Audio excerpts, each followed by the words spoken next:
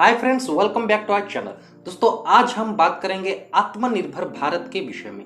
12 मई 2020 में हमारे प्रधानमंत्री कोरोना के लिए आर्थिक पैकेज की जब घोषणा किए थे, तब पहली बार उन्होंने आत्मनिर्भर भारत के विषय में बोला था। चीन की नापाक करतूतों को देखते हुए ये हमारा जरूरत नहीं, मजबूरी बन गया है। भारत को आत्मनिर्भर बनाने के लिए हमारा गवर्नमेंट बहुत सारा रणनीति के ऊपर काम कर रहा है। तो आज हम दोस्तों बात करेंगे कि भारत को आत्मनिर्भर बनाने के लिए सही मायने में उचित रणनीति कौन सा है। तो मेरा नाम है आशुतोष एंड आप लोग देख रहे हैं एडीबी डिस्कशन।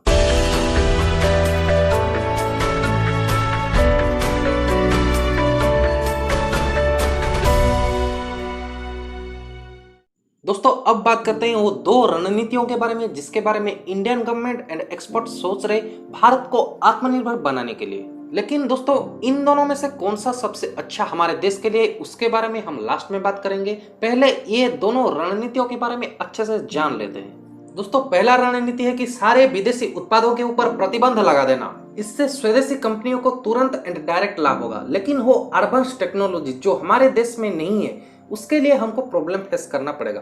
फॉर एग्जाम्पल, अभी इंडिया गवर्नमेंट ने 101 डिफेंस उपकरणों के ऊपर पूरी तरीके से प्रतिबंध लगा दिया है। लेकिन दोस्तों, 101 डिफेंस उपकरणों को अभी इंडिया में A to Z उत्पादन करने का टेक्नोलॉजी हमारे पास नहीं है। तो इंडिया के सारे कंपनी जो ये डिफेंस उपकरणों को बनाएंगे वो क्या करेंगे कि जितना भी इसका सब क्रिटिकल पार्ट से उनको फॉरेन से इंपोर्ट करेंगे एंड यहाँ पे बस असेंबली कर देंगे। इससे क्या होगा कि प्रोडक्ट का जो कॉस्ट है वो बढ़ जाएगा। कोई कंपनी अगर इंडिया में ही A to Z मैन्युफैक्चर करता है वो प्रोडक्ट का, तो इसमें क्या होगा कि प्रोडक्ट का जो क्वालिटी है उसमें कंप्रोमाइज होगा। इसको समझने के लिए दोस्तों हम तेजस को आज एग्जांपल लेते हैं। दोस्तों, तेजस को बनाने का जो प्लानिंग था वो 1980 के टाइम से ही स्टार्ट हो गया था। लेकिन दोस्तों आज 2020 है, उसका जितना भी सब क्रिटिकल पार्ट्स है तेजस का, उसका 30% सिर्फ और सिर्फ 30% इंडिया में मेड होता है एंड 70% सब क्रिटिकल पार्ट्स हम फॉरेन से इंपोर्ट करते हैं। उससे क्या होता है कि दोस्तों तेजस का कॉस्ट हमको बहुत ज्यादा पड़ जाता है। अगर तेजस से भी अच्छा एयरक्राफ्ट हम फॉरेन से डायरेक्ट इंपोर्ट करें तो उसका जो कॉस्ट है तेजस से हमको कम पड़ेगा। दोस्तों, सेकंड रणनीति है कि स्वदेशी उत्पादों को बढ़ावा देना।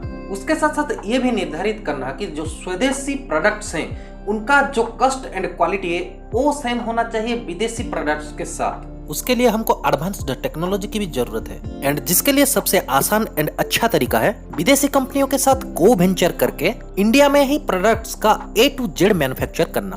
For example, car company Maruti Suzuki. Indian government ने 1981 में मारुति उद्योग लिमिटेड की स्थापना की थी, जो कि एक PSU था। 1980 से पहले इंडिया बस 30,500 कार्स को प्रोडक्शन कर पाता था सालाना, जो कि high cost and low quality थे। बट 1982 में मारुति ने जापान की कंपनी सुजुकी के साथ जॉइंट वेंचर में मारुति सुजुकी बनाया। उसके बाद ओनली 10 इयर्स के अंदर हम 10 लाख कार्स प्रोड्यूस किए, जो कि low cost and high quality के थे। मारुति सुजुकी के कार्स के ऊपर आज भी लोग आंख बंद करके विश्वास करते हैं। वैसे ही डिफेंस एंड दूसरे सेक्टर्स में अगर इंडिया को सही मायने में आत्मनिर्भर बनना है तो हमको फॉरेन कंपनियों के साथ को वेंचर में काम करना पड़ेगा, जिससे उनका टेक्नोलॉजी एंड मैनेजरियल स्किल हमारे देश में आए। ये सबसे बेहतर रणनीति होगा।